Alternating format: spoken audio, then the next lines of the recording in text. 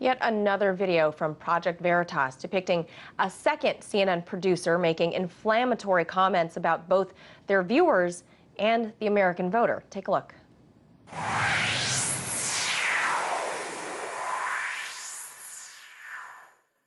We all recognize he is a clown, that he is hilariously unqualified for this, that he's really bad at this, and that he does not have America's best interests. We recognize he's just crazy.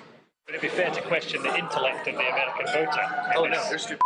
I hate to be this way. This is James O'Keefe. How are you? Do you have a comment, sir, about the Russia story?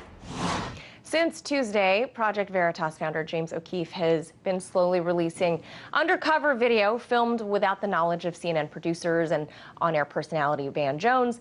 Video topics have included such things as Russia, personal attacks on Trump and his advisors, to the American people as a whole. So joining me to talk about all of this, my friend Lionel of Lionel Media over in New York City. Lionel, tell me, are these trends anomalies, or is this all just kind of bad timing? No, it's worse than that. This is the upending of the institution of so many institutions. Let's start off, first of all, with Project Veritas. Each one of those films better than the other.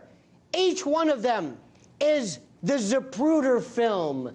Each one of them is the smoking gun. Columbus Circle, where CNN has its headquarters, is the grassy knoll. You're seeing this, you're hearing this, you're listening to the tenor, the filthy, dripping, sarcastic, sardonic, loathsome attitude which permeates. And also, I ask you the question, I'm waiting for CNN to say, wait a minute, we don't know who that guy is. We disavow any knowledge of this. He never worked for us. Nothing. Cue the crickets. Nothing.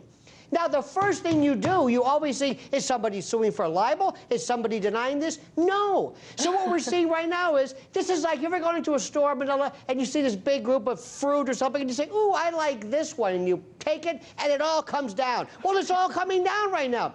This is the Hindenburg, this is Little Bighorn, this is Sarai, and it's CNN, it's MSDNC next, it's the New York Times. I mean, it is cascading. It's not stopping. Well, and I've got to tell you something. I love it. Sorry. Are these, you know, first of all, that was a lot of adjectives that you had about the CNN story. And you're probably right that if this was if this was not true, they'd already be filing some sort of libel case. That is your attorney hat put on there.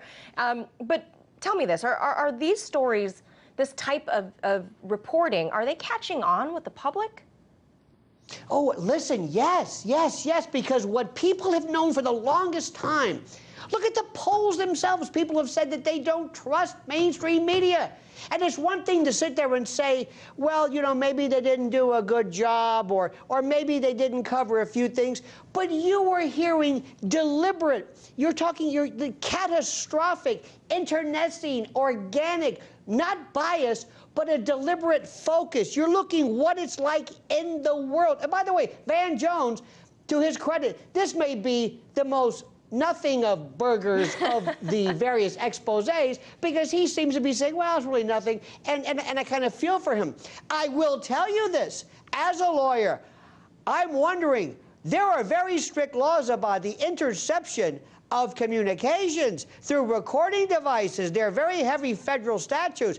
I'm just telling everybody out there, listen, be very careful, because, you know, while this may be journalism, and I'm sure it really is, there are very strict laws. So please, kids, if you're watching this at home, understand, be careful when you do this, because this is wiretapping, this is eavesdropping, this is serious stuff. So you're advising, don't go out there and just start turning on your iPhone and then posting it everywhere. I'm not advising anything. I'm not You're cautioning. On the clock. But what I'm telling you is that, understand something, there are laws that everybody has to abide by.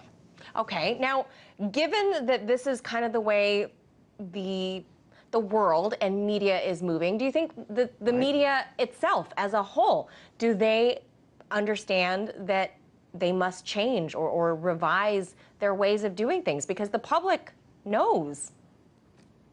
No, they don't understand. They don't. They can't. Let's talk about the New York Times, for example. The whole print medium is collapsing. They don't understand this yet. But I'll tell you who does understand it. Alternative media, foreign media, citizen journalism. We understand it. We get it.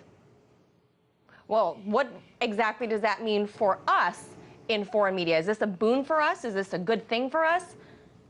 Absolutely, because what happens is right now, this is a chance for people to say, we believe in the truth, and we believe in telling people specifically this is what's going on. We're not here trying to force an agenda. We're not here trying to hurt Trump or help Trump or hurt anybody. We're not pushing this ridiculous, this narrative about Russian hacking. Look, that thing is dead. And also, do you understand that that is the platform of the Democratic Party? This transcends just the media. It perfuses everything. It's that serious. And you know what, Lionel? We're not getting paid by advertisers. So there's that. Thank you so much for sharing your expertise with us, Lionel of Lionel Media. Thank you.